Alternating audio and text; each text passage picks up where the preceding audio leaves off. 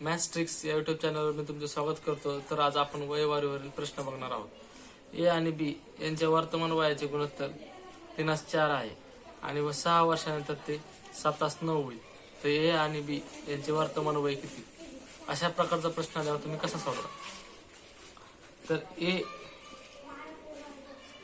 ए आणि बी यांचे वर्तमान वयाचे गुणोत्तर, वर्तमान वय 3:4 आहे आणि 6 वर्षानंतर प्लस 6 7:9. तर गुणोत्तरातील फरक सारखा नसेल. इथं गुणोत्तरातील फरक किती आहे? +4. इथं किती आहे? +5. फरक सारखा नाहीये.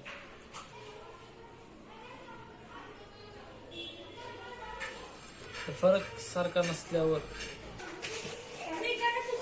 गुणोत्तरातील फरक सारखा नाही आणि ह्यांच्यामधला फरक सुद्धा 3:4 मध्ये +1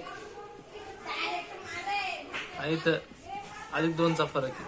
तर हे फरक सारखा करण्यासाठी इथं ×2 आणि इथं ×1 करायला लागलं. तर नवीन गुणोत्तर ए आणि बी च 3 दुनी 6 बेचोक 8. 6 वर्षानंतर गुणोत्तर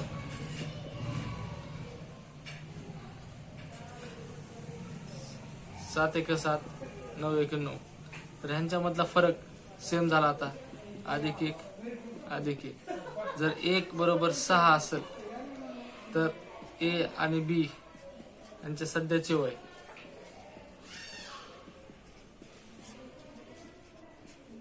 बरोबर 6 × 6 6 × 8 6 36 आणि 6 8 48. तर हे आले ए आणि बी चे सध्याचे वय.